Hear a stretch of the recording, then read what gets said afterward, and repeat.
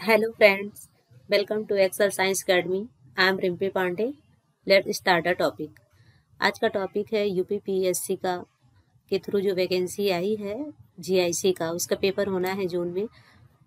2020 की वैकेंसी है. 21 में एग्ज़ाम होंगे.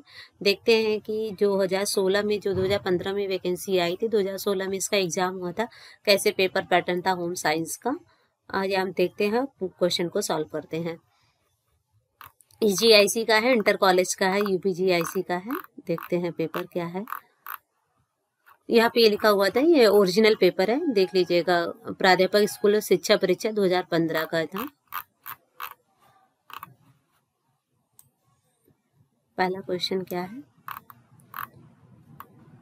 A home scientist can not become. एक गृह विज्ञान वैज्ञानिक नहीं बन सकता. क्या नहीं बन सकता? शेफ, डाइटिशियन, फैशन डिजाइनर, साइकिस्टिक्स. क्या नहीं बन सकता है? शेफ भी बन सकता है, शेफ भी बन सकता है, डाइटिशियन भी बन सकता है और फैशन डिजाइनर भी बन सकता है. क्या नहीं बन सकता है?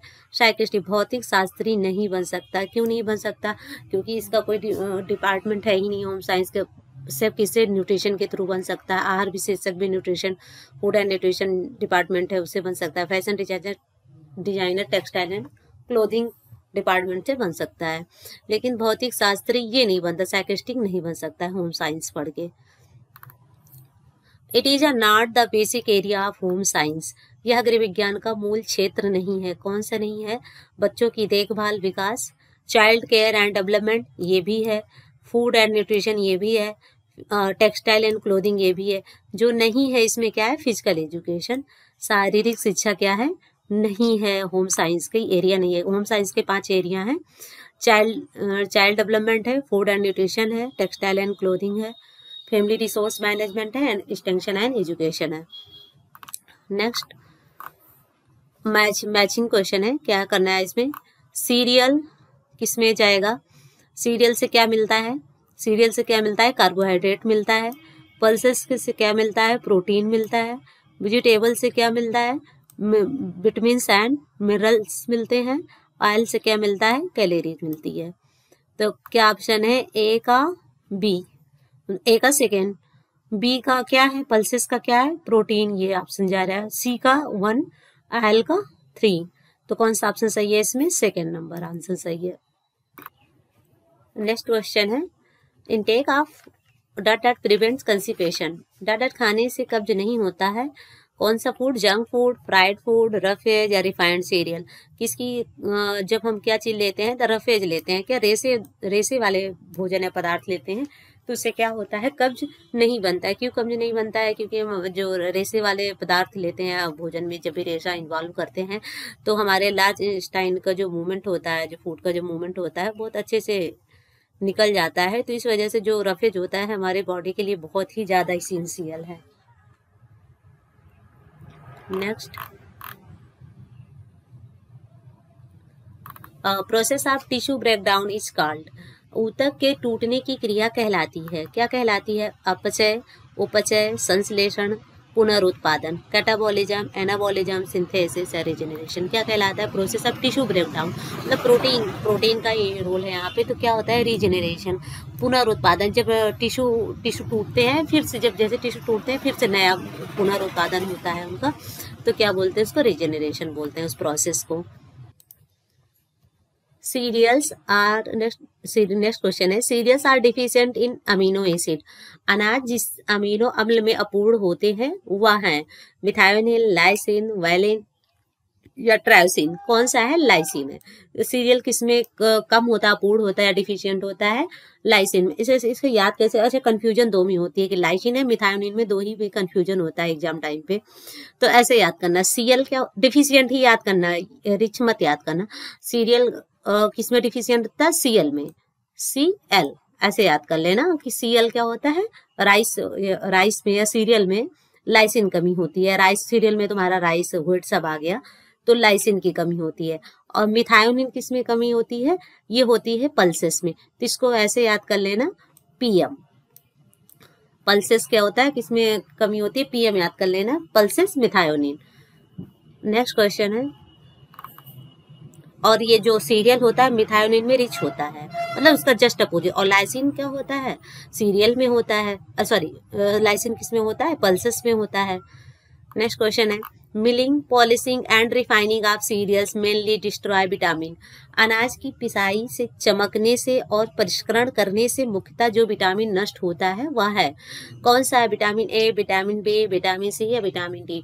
तो जनरली जो लोग ऑप्शन में इसमें लगाएंगे वो सी लगाते हैं, क्योंकि जो आउटर लेयर होता है किसी भी स्किन में उसमें क्या होता है, विटामिन सी होता है। लेकिन जो सीरियल होता है उसमें जब हम मिलिंग करते हैं, मिलिंग तो पूछा था मिलिंग, लेकिन यहाँ पे दो चीजें और पूछ ले रहा था। मिलिंग अगर किया जाता है किसी चीज की मिलिंग, मतलब आउटर छिलका जब उतारा जाता है, बाहरी छिलका उतारा जाता है, तो विटामिन सी डिस्ट्रॉय होता है। लेकिन यहाँ पे जैसे आलू में जब भी आप छिलका उतार देते हो बॉईल करके, तो उसका सब क्या चला जाता है, विटामिन सी चला जाता है। लेकिन पूछा पॉलिशिंग एंड रिफाइनिंग, चमकने और परिष्करण करने से, तो जो पॉलिश करते हैं ना उसके, राइस की पॉलिशिंग, जो उसको क्या राइस ब्रांड बोलते हैं, लेमैन की लैंग्वेज में काना बोलते हैं, वैसे राइस ब्रांड बोलते हैं। तो पॉलिशिंग और रिफाइनिंग कर देते, उसको साफ कर देते, तो उसका कौन सा विटामिन है, विटामिन बी। और विटामिन बी में भी कौन सा होता है, B1, थायामीन उसका डिस्ट्रॉय हो जाता है। इसलिए बोलते हैं कि जो राइस होता है उसकी पॉलिशिंग रिफाइनिंग बहुत ही कम करानी चाहिए। उसका परसेंटेज भी गवर्नमेंट ने डिसाइड किया है, लेकिन कोई रूल रेगुलेशन फॉलो होता ही नहीं है, सबको चमकने वाले राइस चाहिए। Next, cooking method in which food is exposed directly to high heat. खाना बनाने की विधि जिसमें खाद्य पदार्थ सीधे तेज ताप के संपर्क में आता है वह है ग्रिलिंग, रोस्टिंग, बेकिंग, स्टीमिंग। कौन सा है, ग्रिलिंग या भूनना या बेकिंग, भाप में पकाना। कौन सा इसमें है, cooking method in which food is exposed directly to heat, grilling. अच्छा, अब यहाँ पे पूछे दो चीजें, बेकिंग तो है ही नहीं, स्टीमिंग, क्योंकि क्या पूछ रहा है, जो खाद्य पदार्थ है वो सीधे ताप के संपर्क में आ रहा है, मतलब आग के संपर्क में आ रहा है। तो आग के संपर्क में दो चीजें आ सकती हैं, एक रोस्टिंग आ सकता है, दूसरा क्या आ सकता है, ग्रिलिंग। रोस्ट मतलब जो मीट उट को भून भी रहे हैं ऐसे, मीट को। और रोस्टिंग में आपको सूजी उजी भी आ रहा है, सूजी भी रोस्ट कर रहे हो, कोई भी चीज ऐसे भून रहे हो। लेकिन अगर यहीं पे एक चीज पूछा था, एक चीज और पूछा है, सबसे ज्यादा ताप, हाई ताप में, तो ग्रिलिंग का जो ताप होता है वो 260 डिग्री सेल्सियस होता है, और रोस्टिंग का जो होता है 150 डिग्री सेल्सियस होता है। तो अब 260 डिग्री सेल्सियस अगर हो रहा है ग्रिलिंग में, तो ये ज्यादा हो रहा है या रोस्टिंग। तो इसमें ग्रिलिंग क्या है, टेम्परेचर 500 फारेनहाइट बोलते हैं, इसकी रोस्टिंग की जो होती है 300 फारेनहाइट होती है। अब ग्रिलिंग में और एक चीज है, ग्रिलिंग में पूछ रहा है डायरेक्ट जो पदार्थ है वो तेज, इसमें ग्रिलिंग क्या होता है, हीटर देखा होगा, ऐसे स्प्रिंग टाइप की रॉड लगी होती है, उसमें डायरेक्ट फ्लेम निकलता है, उसमें मीट उठ के लेग वग पीस को जो होता है फ्राई कर भूनते हैं, उसको भूनते हैं डायरेक्ट फ्लेम में आग पे लगा के। Next, idli are prepared using, ये टेम्परेचर लिखना चाहो तो आप लोग लिख सकते हो। ग्रिलिंग का जो टेम्परेचर होता है 260 डिग्री सेल्सियस, रोस्टिंग का होता है 150 डिग्री सेल्सियस। नेक्स्ट है, idli are prepared using cooking food, खाना पकाने की विधि जिसमें इडलियां बनाई जाती हैं वह है बॉइलिंग है, बॉइलिंग तो है नहीं, पार बॉइलिंग है। बॉइलिंग क्या होता है, 100 डिग्री सेल्सियस के अब जब बॉयल करते हैं किसी भी फूड को तो उसको क्या बोलते हैं, बॉइलिंग बोलते हैं। पार बॉइलिंग क्या होता है, पार बॉइलिंग राइस आपने सुना होगा, जो ब्राउन राइस होती है। नेक्स्ट है, इसकी भी एक प्रोसेस है बनाने की, जिसे भुजिया चावल, एक विलेज लैंग्वेज में बोलते हैं भुजिया चावल, या जिसे लैया बनता है, लैया या दाने बोलते हैं। नेक्स्ट है, डायरेक्ट स्टीमिंग या indirect steaming. Idli are prepared using method direct steaming है या इनडायरेक्ट स्टीमिंग है, प्रत्यक्ष सीधे भाप से पचता है, अप्रत्यक्ष सीधे भाप से पकता है। अब डिफरेंस समझते हैं कि डायरेक्ट स्टीमिंग क्या होता है और इनडायरेक्ट स्टीमिंग क्या होता है। डायरेक्ट स्टीमिंग वो होता है जिसमें जो भाप होती है वो डायरेक्ट लगती है, मतलब फूड में जो आपका होता है वो डायरेक्ट लगता है। एग्जाम्पल में समझिएगा कैसे क्या होता है कि जो ये आपने किसी भगोने में आप पॉट में क्या कहते हैं पानी को रख दिया। एक मोमोज का एग्जाम्पल ले लीजिए, मोमोज वाला एग्जाम्पल, डायरेक्ट स्टीमिंग या इडली है, मोमोज है, दोनों है। मोमो देखा है आप लोगों ने तो जल्दी से समझ में आएगा। तो पैन ले लिया, पैन में नीचे पानी क्या हो रहा है, बॉयल हो रहा है। अब उसके ऊपर क्या होता है, होल टाइप की बास्केट लगा देते हैं, जिसमें होल बीच बीच में होल रहते हैं, उस बास्केट को रख देते हैं। और उस बास्केट के ऊपर क्या करते हैं, जो भी आपका मोमोज है, इडली है, फरा है, जो भी चीज़ें आप स्टीम्ड वाला फूड बनाना चाह रहे हैं, चावल की जो भी चीज़ किसकी भी बनाना चाह रहे हैं, तो उसके ऊपर आप रख देते हैं और उसके रखने के बाद ऊपर से क्या करते हैं, ढक देते हैं। तो क्या होता है, जो स्टीम लग रहा है, जब नीचे से भाप आग लग रही है नीचे से, तो उसमें जब भाप पानी बॉयल हो रहा है, पानी से जब इवापोरेशन भाप निकल रही है, तो जो स्टीम आ रही है तो वो उस होल के थ्रू उस आपके फूड में लग रही है, डायरेक्ट फूड में आपके लग रही है, जिसकी अंदर ऊपर से बंद है आपका जो आपने पॉट से या जिससे भी आपने रखा है, ढक के रखा है, तो उसमें क्या आपका फूड उस स्टीम से क्या कर रहा है, पक जा रहा है। तो क्या होता है, ये इसको आपको बोलते हैं डायरेक्ट। उसमें क्या हो रहा है, आपको जो भाप है डायरेक्ट लग रहा है। और इनडायरेक्ट स्टीमिंग क्या होता है, इनडायरेक्ट स्टीमिंग क्या होता है, ये एक्चुअली हाउस होल्ड, अच्छा ये डायरेक्ट स्टीमिंग जो होता है हाउस में ज़्यादा, होम में ज़्यादा यूज कर लेते हैं, लेकिन इनडायरेक्ट स्टीमिंग आप घर पे नहीं यूज कर पाते, ये इंडस्ट्रियल पर्पज की होता है। इसमें क्या होता है, डायरेक्ट जो भाप होता है वो प्रोडक्ट या फूड पे जो भी बना रहे हैं उसमें नहीं लगता, एक्सचेंज करके या किसी के थ्रू उसमें मतलब कोई फूड होता है उसके थ्रू वो डायरेक्ट भाप न लग के किसी और के थ्रू आके वो चीज पकता है, रेडिएशन हो गया या वो भाप जाके किसी चीज में ट्रांसफर होके फिर वो वहां पे उस फूड पे लग रही है। नेक्स्ट है, अच्छा इसमें ऑप्शन जो सही है वो है direct steaming, idli prepared by using direct steaming. Next, intake of iodine protect against किसके है, आयोडीन खाने से डार्ट से बचाव मिलता है, रक्तहीनता, फ्लोरोसिस, स्कर्वी या गंड ग्वाइटर की। जब आयोडीन किससे प्रोटेक्ट करता है, ग्वाइटर से। फ्लोरोसिस जो होता है आपके दांत में होता है। नेक्स्ट है फ्लोरीन की कमी से होता है। नेक्स्ट है शुगर टर्न्स, और क्या था, स्कर्वी एनीमिया आप लोगों को पता ही होगा। Next, sugar turns brown in colour when subjected to heat due to, अच्छा एक चीज यहाँ पे हम जब बता रहे थे कहाँ पे यहाँ पे अगर ये जो एक क्वेश्चन था कि cooking method use food export directly to high heat, अगर एक चीज और था, रोस्टिंग में जो चीज आपका प्रोडक्ट हो, जो फूड कुक करते हैं, तो कैरेमलाइजेशन, ब्राउन जनरली जो होता है ब्राउन पूछता, अब ब्राउन भी पूछता और भी यहाँ भी ग्रिलिंग में भी पूछ रहा है ब्राउन का, तो दोनों में अगर ब्राउन का जनरली जो आंसर क्लिक करते हैं वो ग्रिलिंग पे ज़्यादा ले जाते हैं, क्योंकि रोस्टिंग में जरूरी नहीं कि हर चीज़ ब्राउन ही हो। नेक्स्ट, लेकिन जो इसमें डायरेक्ट हीट लगेगा, जिस चीज में डायरेक्ट फ्लेम लग रहा है कि बहुत तेजी से लग रही है, वो तो ब्राउन होनी ही होनी है। नेक्स्ट क्वेश्चन है sugar turns brown in colour when subjected to heat due to, शक्कर चीनी को ताप के संपर्क में लाने पर उसका रंग भूरा हो जाता है, इसका कारण क्या है, कैरेमलाइजेशन।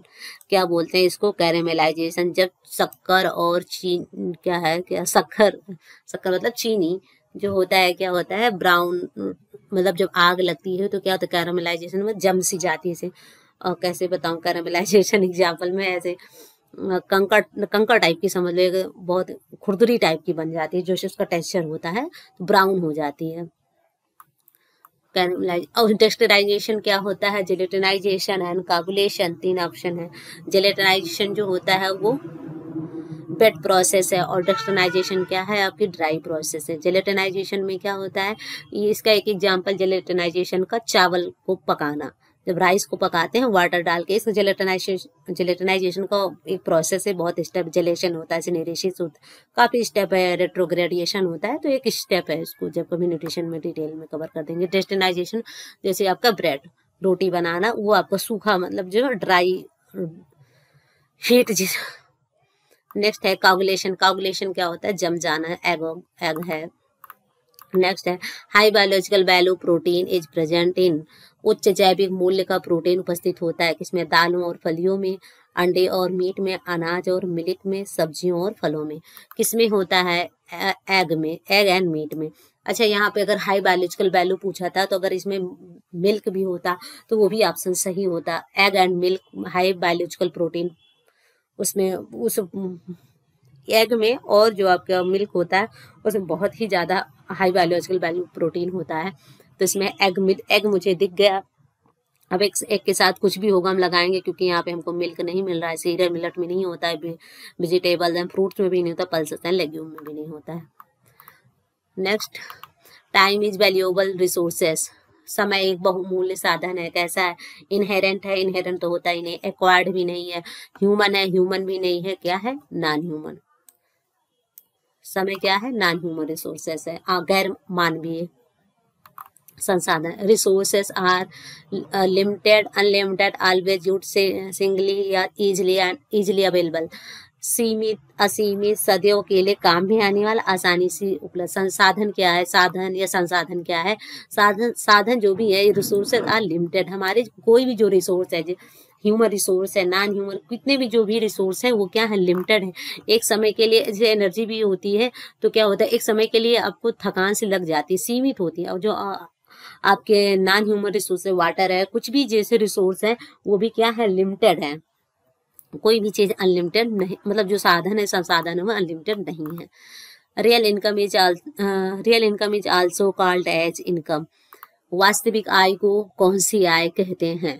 वास्तविक आय को कौन सी आय कहते हैं? प्रत्यक्ष आय या पैसा या साइकिक या टोटल इनकम।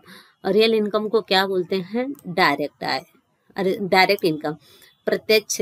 अब इसमें पूछते हैं रियल इनकम होता क्या है? रियल इनकम वो होता है जिसका हम प्रत्यक्ष रूप से उपभोग कर सकते हैं। जैसे रियल इनकम में हम प्रत्यक्ष रूप से उपभोग कर सकते हैं, मतलब जो भी हमारे पास आय है किसी भी रूप में है, उसको हम प्रत्यक्ष रूप से उपभोग कर ले रहे हैं। और इसमें क्या होता है, आपका मनी इनकम में क्या होता है? मनी इनकम जो होता है वो आप डायरेक्ट पैसे से आपका पेट नहीं भर सकता। आप पैसे से क्या होता है, उसको एक्सचेंज करना पड़ेगा। मतलब एक्सचेंज, उसमें पैसे में आप जब भी आप पैसे लेंगे वो उसमें लिखा रहता है, पैसा जो होता है, मनी जो होता है, वो एक्सचेंज के लिए आप उसको देंगे तो आपके बदले में मैं इतने रुपए आपको अदा करने का वचन देता हूँ। ऐसे मतलब ये 10 रुपये या 20 रुपये जो भी लिखा रहता है, इतने रुपए को मैं आपको अदा करने का वचन देता हूँ। मतलब वो सामान आप किसी को देते हो तो उसके बदले में आप एक्सचेंज में कोई चीज़ आप पाते हो, तो वो होता है आपका मनी इनकम। साइकिक इनकम क्या होता है? आपको सेटिस्फैक्शन मिलता है, मानसिक संतुष्टि मिलती है। ना तो उसमें आपको डायरेक्ट कोई लाभ हो रहा होता है, ना पैसे का कोई लाभ हो रहा होता है, उसमें आपकी मानसिक संतुष्टि मिलती है। कोई काम करके आए, कुछ भी नहीं मिला, जैसे आप सोशल वर्क करके आए, उसमें आपको क्या हुआ, आपने बहुत मैंने धन कमा लिया, तो आपको सेटिस्फैक्शन मिल रहा है, मानसिक संतुष्टि, मानसिक इनकम मिल रहा है।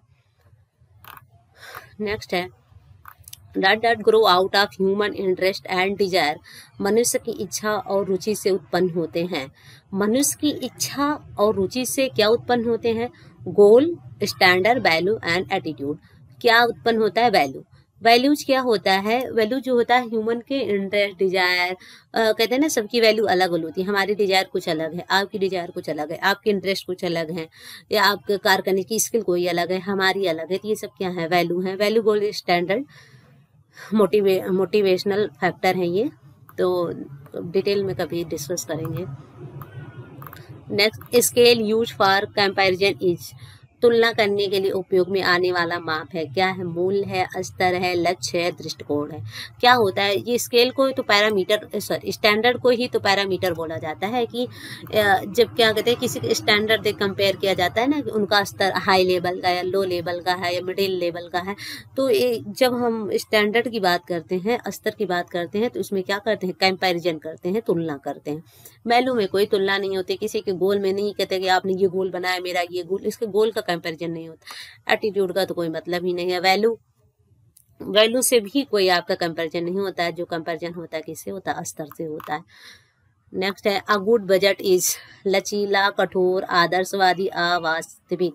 एक अच्छा बजट कैसा होता है? एक अच्छा बजट कैसे होता है? फ्लेक्सिबल होता है, लचीलापन होना चाहिए, कठोर तो होना ही नहीं चाहिए। आदर्शवादी का कोई मतलब नहीं है कि आपने कोई बजट बनाया कि वो आदर्शवादी है या नहीं। किसी, मान लीजिए आपने जो बजट बनाया आपके हिसाब से वो आदर्शवादी है, लेकिन किसी ने और बजट बनाया वो बोल रहा है ये आदर्शवादी नहीं।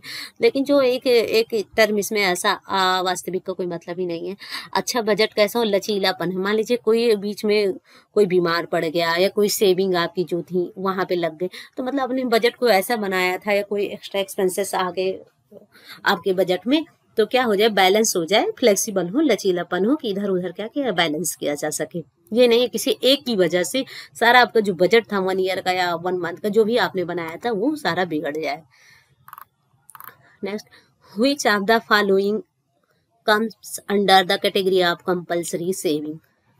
इनमें से अनिवार्य बचत श्रेणी में क्या आता है? बैंक में जमा बचत, बीमा पॉलिसी, लोक भविष्य निधि योजना या कर्मचारी भविष्य निधि योजना।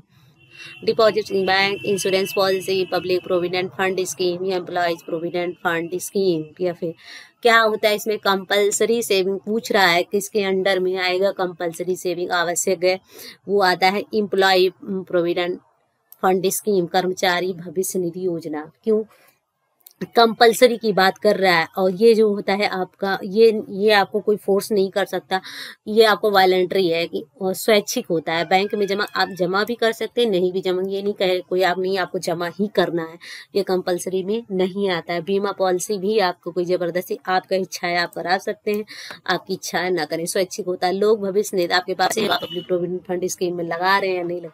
लेकिन कर्मचारी भविष्य निधि योजना ऐसा होता है जब अगर कोई एम्प्लॉय है तो उसको क्या होता है पीएफ देना क्या माना जाता है, कंपलसरी माना जाता है, गवर्नमेंट का रूल है। मतलब जो ये भी गवर्नमेंट के रूल में है, तो ये ऑप्शन में जो है इसमें आपका यही जा रहा है सही, employees provident fund scheme. Next, returns that one get from shares is in the form of, प्रति लाभ जो एक व्यक्ति शेयर से प्राप्त करता है उसका रूप है, क्या है उसका रूप क्या है, ब्याज तो है, इंटरेस्ट नहीं मिलता उसको, किराया भी नहीं मिलता, सेवाएं नहीं मिलती उसको, क्या मिलता है लाभांश।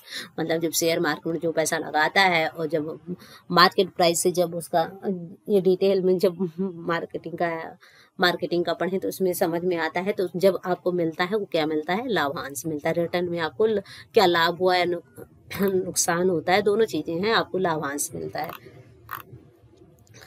नेक्स्ट क्वेश्चन है, silk is a fibre, cellulose, mineral, protein, metal, रेशम एक है, रेशा तंतु एक ऐसा है, प्रोटीन युक्त रेशा है, प्रोटीन है, सिल्केजा प्रोटीन फाइबर।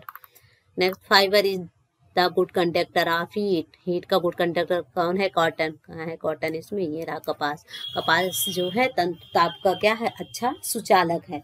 और जो रेशम ऊन नायलॉन सब क्या है, bad conductor of heat. Fibre that, अच्छा क्यों है ये भी, इसका भी रीजन क्या है, रहने दीजिए, वीडियो बहुत लंबा हो जाएगा। नेक्स्ट है, fibre that has low moisture absorption property is, तंतु जिसकी पानी सूखने की क्षमता कम है, नायलॉन, कपास, रेशम, ऊन। ऊन भी आपका रेशा सूखता है, रेशम भी सूखता है, कपास भी आपका सूखता है। कम क्षमता है तो किसकी है, नायलॉन की है। सिल्क भी कम, लेकिन अगर ये नायलॉन नहीं होता यहाँ पे तो लो मॉइस्चर एब्जॉर्प्शन, यहाँ पे सिल्क हम ऑप्शन चूज करते हैं। लेकिन अगर यहाँ पे नायलॉन, क्योंकि नायलॉन क्या होता है, हाइड्रोफोबिक होता है। और जो सिल्क जो होता है ये हाइड्रोफोबिक भी होता है, हाइड्रोफिलिक भी होता है, उतना कंपेरिजन, क्योंकि मैन मेड फाइबर है, और जितने मैन मेड फाइबर हैं सब क्या है, हाइड्रोफोबिक है। और हाइड्रोफोबिक फाइबर में मॉइस्चर एब्जॉर्प्शन बहुत ही कम होता है, लो होता है। Next, sorry, wool is made of protein is called, wool कौन सी प्रोटीन से बना है, केराटिन। ऊन जिस प्रोटीन का बना होता है उसे कहते हैं केराटिन। नेक्स्ट है, yarn made of short fibre are known as, yarn धागे जो छोटे तंतु रेशों से बनते हैं उनको क्या बोलते हैं, स्टेपल यान, स्टेपल यान। अब इसमें फिलामेंट जितने नेचुरल फाइबर होते हैं वो सब कौन से फाइबर होते हैं, स्टेपल यान, स्टेपल फाइबर या yarns made of short fibre are known as. हाँ सही है, स्टेपल यान। जितने आपके शॉर्ट फाइबर होते हैं, जितने नेचुरल फाइबर होते हैं वो शॉर्ट फाइबर होते हैं, छोटे तंतु रेशे होते हैं, एक्सेप्ट सिल्क के। सिल्क क्या होता है, फिलामेंट फाइबर होता है। और स्टेपल फाइबर जो होते हैं इंचेस में इनका मेजरमेंट होता है, जबकि फिलामेंट का मेजरमेंट यार्ड में, मतलब अनलिमिटेड होता है, कितने भी मीटर में कितना भी मीटर हो सकता है। तो सिर्फ नेचुरल फाइबर में जो है वो नेचुरल प्राकृतिक रेशे में क्या है, सिर्फ फिलामेंट और यान जो किसका बनता है, सिल्क फाइबर का। और जितने प्राकृतिक रेशे होते हैं सब क्या होते हैं, स्टेपल यान या स्टेपल फाइबर कहे जाते हैं। और जितने मानव निर्मित रेशे होते हैं वो सब क्या होते हैं, फिलामेंट फाइबर होते हैं, फिलामेंट यान होते हैं, फिलामेंट यान होते हैं। नेक्स्ट है, फैंसी यान में कवर करेंगे, वैसे बहुत डिटेल में हो जाएगा। नेक्स्ट है, method of fabric construction is called, कपड़ा बनाने की विधि को कहते हैं, क्या कहते हैं, स्पिनिंग, कार्डिंग, कॉम्बिंग, तो क्या बोलते हैं, वीविंग, बुनाई। जब कपड़े का निर्माण हो रहा है, कपड़े की कपड़े बनाने की विधि को कहते हैं। बुनाई, बुनाई के अंदर ही आपका सब आ जा रहा है, नहीं बुनाई के अंदर तो कताई तो नहीं आएगा। नेक्स्ट है denim. Denim is a made using, डेनिम बनाने में उपयोग में आती है क्या? Plain weave, satin weave, toile weave या सटीन भी, बच्चे हिंदी में भी वही है, सादी बुनाई, सैटिन, टोइल, सटीन। क्या है क्या? डेनिम वीव किसके बोलते हैं? Toile weave. कौन सी वीव है? Toile weave. सैटिन जो होता है बहुत लस्टर होता है, उस जो भी आपका फैब्रिक बन के आएगा। सटीन एंड सैटिन, सैटिन और सटीन दोनों में जो होता है बहुत लस्टर होता है। एक वार्प होता है, एक वेफ्टियान होता है। वार्प हिंदी में क्या? ताना बाना, एक ताना का होता है, एक बाना का होता है। नेक्स्ट है which one is made of cellulosic fibre. इनमें से कौन सा मानवकृत सेलुलोजिक तंतु है? नायलॉन नहीं है, नायलॉन क्या है? मैनमेड है। पॉलिएस्टर क्या है? मैनमेड है। एक्रिलिक क्या है? मैनमेड है। एसीटेट क्या है? मैनमेड है, लेकिन कैसा है? सेलुलोजिक। पर सेलुलोज का जो लिंटर्स होता है उसका यूज करके एसीटेट फाइबर बनाया जाता है, और इन तीनों में सेलुलोज का यूज नहीं है। इसमें रहने दीजिए, डिटेल में होगा। Which one is the pattern weave. Pattern weave कौन सी? इनमें से नमूनों वाली बीव कौन सी है? सादी, टूल, सैटिन। ये क्या है? ये तीनों क्या है? बेसिक बीव है। और पैटर्न बीव को और क्या बोलते हैं? फैंसी बीव भी बोलते हैं। तो इसमें आपका आएगा answer dobby weave. Fibre use for making sportswear. खिलाड़ियों द्वारा पहने जाने वाले वस्त्रों के काम में आने वाला तंतु होता है, कौन सा तंतु होता है? Spandex fibre. स्पैंडेक्स फाइबर और स्पैंडेक्स फाइबर का लाइक्रा फाइबर सुना होगा। ये लाइक्रा फाइबर जो होता है जनरली इस बहुत ही ज़्यादा इलास्टिसिटी होती है, इसमें बहुत ही ज़्यादा फैलता है स्पैंडेक्स फाइबर। और एक चीज़ फाइबर जो हम स्पोर्ट, क्योंकि स्ट्रेचेबल होता है, तो स्पोर्ट में क्या होता है जब भी बॉडी का मूवमेंट बहुत ज़्यादा होता है, इसलिए जो भी ग्लास, मेटेलिक, कार्बन, इन चीज़ों का नहीं यूज होता है, स्पैंडेक्स फाइबर का यूज होता है स्पोर्ट वियर में।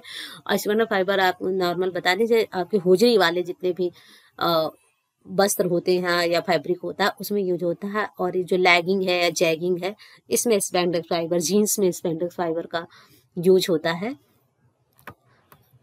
नेक्स्ट क्वेश्चन है प्रीनेटल पीरियड इज, गर्भकालीन अवस्था है। गर्भाधान से जन्म तक, जन्म के बाद 30 दिन तक, 30 दिन से 2 वर्ष तक, या 2 वर्ष से 6 वर्ष तक। तो प्रीनेटल पीरियड क्या बोलते हैं? From conception to birth. गर्भाधान से जन्म तक की जो अवस्था होती है वह टाइम पीरियड होता है, उसको बोलते हैं प्रीनेटल पीरियड। नेक्स्ट है An infant weight becomes times of birth weight by the time she is 1 year old. 1 वर्ष की उम्र शिशु का वजन जन्म के भार का कितना गुना हो जाता है? 3 गुना, 3 टाइम। नेक्स्ट है an infant 6 to 12 month normal heart rate is, कितना रेट होता है इसका? एक शिशु 6 से 12 की सामान्य हृदय गति होती है, कितनी गति होती है?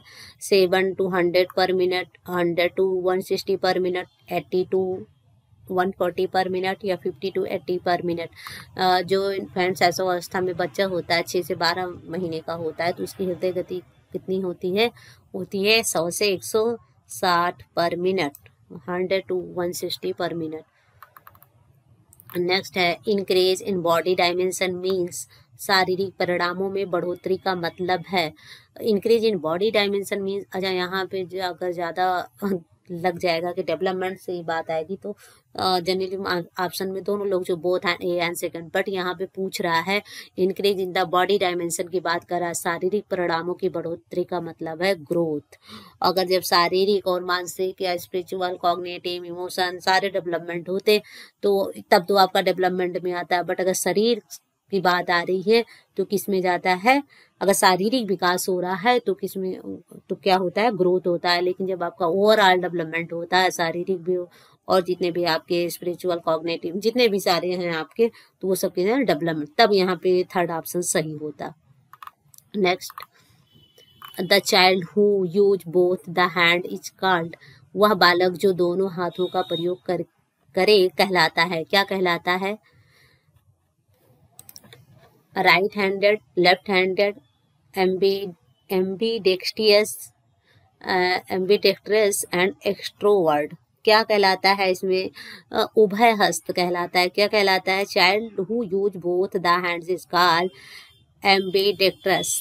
क्यों एम्बीडेक्ट्रस कहलाता है, उभय हस्त कहलाता है? क्योंकि दाएं हाथ बाएं हाथ, क्योंकि अगर यहाँ पे आप दाएं हाथ कर रहे हो तो दोनों हाथ का यूज कर रहा है, बाएं हाथ का आप कर रहे हो तो ये भी आपका ऑप्शन नहीं सही जा रहा। दो ऑप्शन में आपको कंफ्यूजन होगा। एक होता है एक्सट्रोवर्ट, बहुर्मुखी। बहुर्मुखी का यहाँ पे कोई ऐसा विकास नहीं हो रहा था कि जो बहुर्मुखी हर तरीके में विकास हो जा रहा। एम्बेड उभय हाथ का यूज आ रहा था आपके ऑप्शन में। अगर नहीं बहुत वैसे समझ में आ रहा था तो उभय मतलब काफी मतलब कहने का मतलब था कि दो हाथों का इसमें उभय हस्त, वो हाथ से दोनों हाथों का यूज कर रहा है। नेक्स्ट है इसमें इसका भी बहुत बड़ा रोल होता है, जो दोनों हाथों से काम एक ही टाइम पे कर लेता है, तो जैसे राजेंद्र प्रसाद सर जी हैं। नेक्स्ट थे next IQ level of mentally retarded children is below.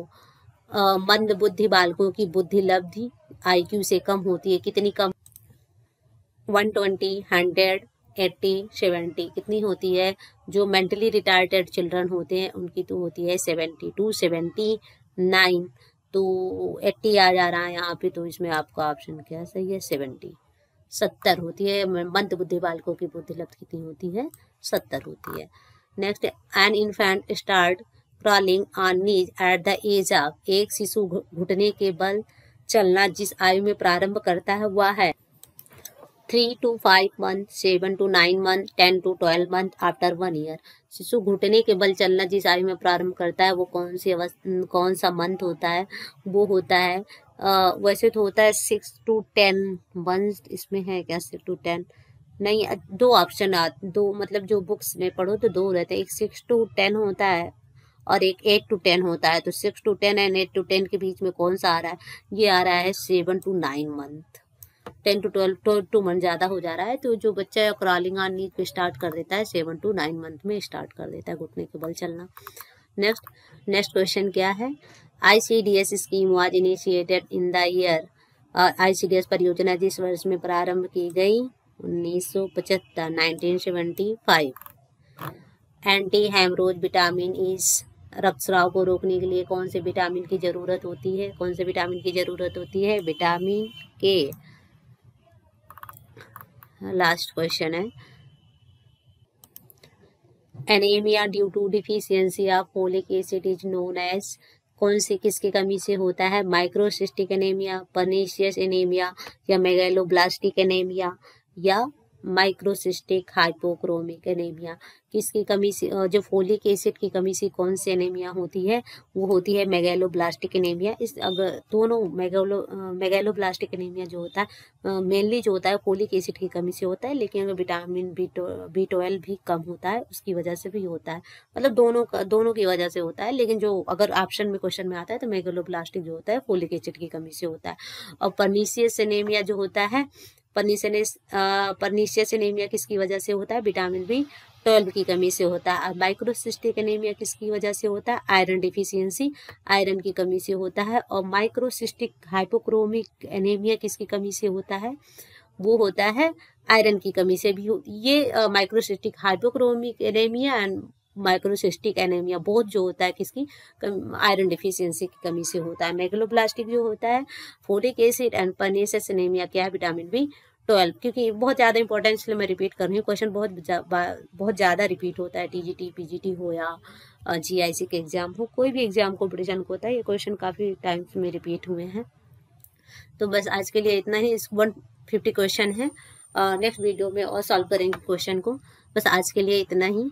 आज ये आप लोगों को थोड़ा पैटर्न देखने को मिल जाएगा होम साइंस में कैसा आया था GIC वाले प्रीवियस जब भी पेपर हुआ था 2016 में, तो एक पैटर्न पता चल जाएगा। और कोई डाउट होगा आप लोगों का तो आप कमेंट बॉक्स में कमेंट कर सकते हैं। Thanks for watching and don't forget to like and subscribe my channel. Thank you.